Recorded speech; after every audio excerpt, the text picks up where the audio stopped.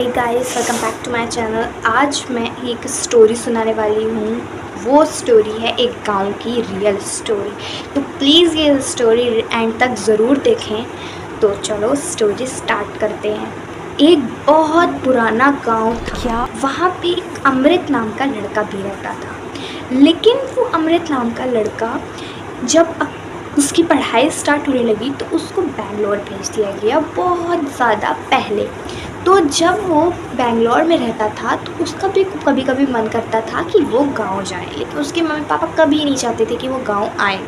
पता नहीं क्यों, क्या वजह थी इस बात के पीछे कि वो अपने सगे लड़के को गांव नहीं बुलाते, अपने पास नहीं बुलाते। जब उनका मन करता वो खुद बैंगलोर जाके उससे मिलते थे, लेकिन उसको कभी नहीं बुलाते थे गाँव। तो एक दिन उसकी बहुत ज़्यादा तबीयत ख़राब हो गई। तो अमृत के माँ बाप ने सोचा कि हम इसको गांव लेके जाएंगे जब तक अमृत ठीक नहीं हो जाता।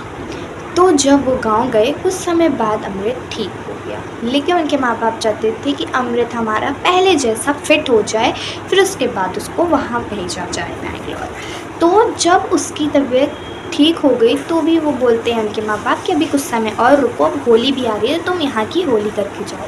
अमृत बहुत ज़्यादा खुश हो गया क्योंकि अपने बैंगलोर में अपने दोस्तों के साथ ही होली खेली थी। वो उसको कुछ भी नहीं पता था कि गांव की होली कैसे लोग करते हैं, कैसे लोग खेलते हैं, कैसे सेलिब्रेट करते हैं। तो अमृत बहुत ज़्यादा खुश हुआ क्योंकि उसको याद आया कि मैं अब अपने दोस्त और वो अपने रिलेटिव्स के साथ भी होली सेलिब्रेट कर सकता है। तो जब होली जिस दिन होली थी उस दिन अमृत पूरा रेडी हुआ और अपने दोस्तों के साथ बाहर चला गया होली खेलने। और फिर उसके बाद जब वो एक बहुत बड़ा मैदान था जहाँ पे वो सारे गांव वाले होली साथ में खेलते थे, इकट्ठा होते थे, वहाँ पे अमृत भी मौजूद था। लेकिन जब अमृत एक लड़की को देखा साइड में, वो बहुत ज़्यादा खूबसूरत थी। अमृत ने उसको आज से पहले कभी नहीं देखा था और आज से पहले इतनी सुंदर लड़की उसने कभी भी नहीं देखा था। तो उसने सोचा कि इससे बात की जाए। फिर जैसे ही अमृत उस लड़की के थोड़ा करीब जाता है और रंग उसके गालों में लगाता है, उस लड़की का पूरा बदन इतना ज़्यादा ठंडा था कि अमृत थोड़ा सोच में पड़ गया कि ये इतनी ठंडी क्यों है। लेकिन अमृत ने सोचा कि हमने जब से इतनी सारी पिचकारी और पानी, ये सारी चीज़ें शायद मुझे ठंड लग रही है और मुझे उसकी जो गालों पे मैंने रंग लगाया है वो चीज़ मुझे ठंडी लग रही है। इसलिए उसने ये चीज़ को इग्नोर करके उससे बात करने का सोचा। लेकिन जैसे ही उसने उससे बात करने की कोशिश की, उतने में ही पीछे से उसके दोस्त आवाज़ देने लगे कि अमृत, मैं तो यहाँ हूँ, हम सब यहाँ हैं, तुम ऊपर कर रहे हो, हम सबके पास आओ। तो अमृत ने ही सुना अकेला वर्ड, तो उसने बोला कि मैं अकेला नहीं हूँ। तो उसने उनके दोस्तों ने ये भी बोला कि तुम्हारा दिमाग लगता है ज़्यादा ख़राब हो गया, तुम्हें है क्या। तो उसने बोला कि नहीं, ऐसा कुछ भी नहीं है। और अमृत के सारे दोस्तों ने भांग पी हुई थी, तो उसको लगा कि अमृत को कि वो झूठ बोल रहे हैं और भांग के नशे की वजह से वो लोगों ने ऐसे ही बोल दिया। तो जैसे ही अमृत उस लड़की की तरफ मुड़ा और देखा तो नहीं थी, उसके सामने कोई भी नहीं था। वो लड़का सोचा अमृत कि हम लगता है लड़की भी शर्मा के भाग गई है। तो जैसे ही वो नीचे आया और फिर से वो खेलने लगा सारी बातों को इग्नोर करके, लेकिन वो सोचने लगा वो लड़की के बारे में कि वो लड़की एकदम से गई तो गई कहाँ, क्योंकि वो फिर दोबारा उसको दिखाई नहीं। तो कुछ देर बाद उसकी नज़र गई उस लड़की पे कि फिर से वो लड़की दोबारा उसी जगह पे लोगों से दूर, भीड़ से दूर खड़ी होके मुस्कुरा रही है। तो अमृत सोचा कि वो लड़की भी मुझे पसंद करती है, तो वो लड़की के पीछे जाने लगा, सोचता है क्योंकि जैसे ही वो उस लड़की के थोड़ा पीछे गया तो वो लड़की भी आगे जाने लगी, मतलब वो भी लड़की आगे बढ़ने लगी, अमृत उसके पीछे पीछे जाने लगा। फिर अमृत बोलता है, वो सोचा कि ये लड़की बहुत ज़्यादा दूर जा रही है और मैं इसके साथ ज़्यादा दूर ना चला जाऊँ क्योंकि अमृत इस गाँव का नहीं था। अमृत इस गाँव में इतने सालों बाद आया था, तो अमृत को यहाँ के बारे में कुछ भी नहीं पता था। मैं सोचा कि अब मैं इससे एक बार बात करके तो देखूँ। वो सोच ज़रूर रहा था कि वापस चला जाता हूँ, लेकिन पता नहीं ऐसी कौन सी चीज़ उसको उसके लड़की की तरफ खींच रही थी और वो लड़का उसके पीछे जाता रहा।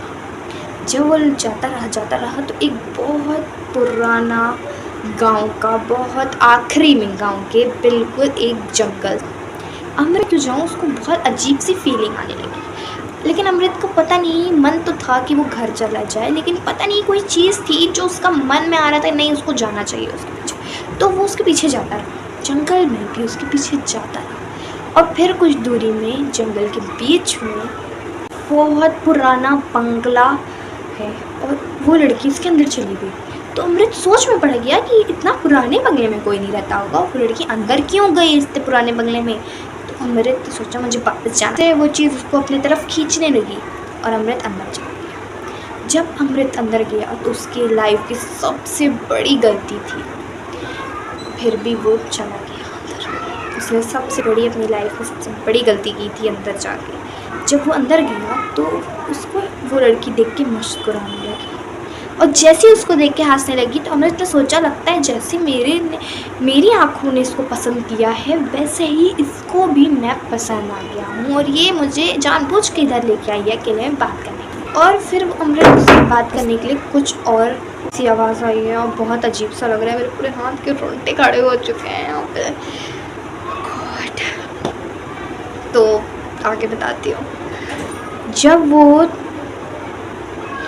बहुत डर लग रहा है मेरे को, सच में बहुत ज़्यादा डर लग रहा है। अब बहुत ज़्यादा गर्मी भी लग रही है, आप देख सकते हैं मेरे को यहाँ कितना पसीना आ रहा है गॉड। तो वो जब उसके अंदर गया और लड़की देख के उसको ऐसे देखी और वो जब ऊपर की तरफ जाने लगी तो सीढ़ियों से अमृत भी उसके पीछे पीछे जाने लगा।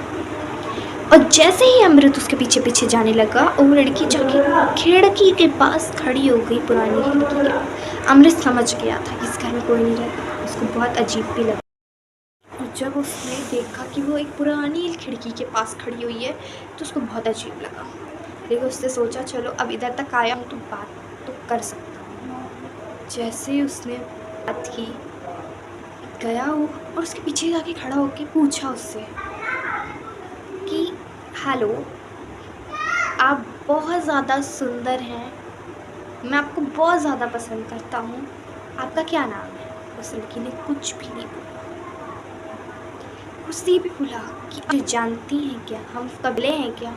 तो उस लड़की ने फिर भी कोई जवाब नहीं दिया, सिर्फ मुंडी हिलाई। फिर उसके बाद अमृत ने बताया मेरा नाम अमृत है, क्या आप मुझसे दोस्ती करेंगी। फिर भी उसने कुछ नहीं बोला और वो अमृत से थोड़ा दूर जाके खड़ी हुई।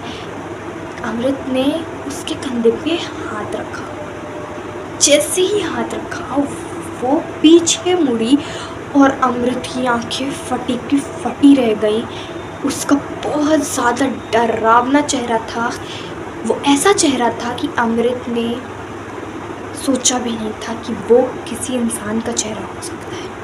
इतनी खूबसूरत लड़की इतने डरावने चेहरे में आ गई कि अमृत की आंखें फटी की फटी रह गई। उसका चेहरा ऐसा था, इधर से पूरा जला फेस उसका और इस साइड पूरा उसके फेस में स्क्रैचेस पड़े हुए थे। और वो लड़की की आंखें, एक आंख पूरा जो जला हुआ था एरिया, उस इस साइड की आंखें ऐसी लग रही थी जैसे उसकी एक आंख यहाँ। मैं ज़्यादा डर गया था, जितनी जल्दी हो सकता था वो वहाँ से भाग के घर तक आया। और वो जो डरावनी औरत थी उसने कहानी भी बताई अपनी के बारे में कि वो लड़की की मौत होली के दिन हुई थी। कैसे हुई थी, बहुत दर्द भरी कहानी है उसकी।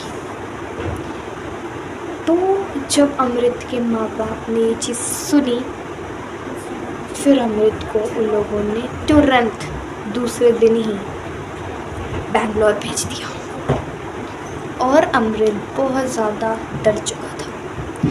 दोबारा वो औरत, लड़की हर लोगों से बहुत दूर हो गया, बात नहीं करना पसंद करता था। फिर एक दिन बेंगलोर गया वो, और फिर वो आराम से सुकून की ज़िंदगी जीने लगा। लेकिन उसको रात में ऐसा महसूस होता था कि उसके आसपास वो औरत खड़ी हुई है। बहुत ज़्यादा ही दर्दनाक कहानी थी ये। भाई मैं इतना ज़्यादा डर रही हूँ ना, मेरे पूरे हाथ काँप रहे हैं, आप देख सकते हैं पूरे हाथ काँप रहे हैं। भाई बहुत ज़्यादा डरावनी कहानी है। और अगर आपको ये अच्छी लगी हो तो वीडियो को लाइक करें, सब्सक्राइब करें, और कमेंट में प्लीज़ बताएं कि और आपको कैसी हॉरर स्टोरी सुननी चाहिए, तो मैं ज़रूर करूँगी। Okay bye guys, bye.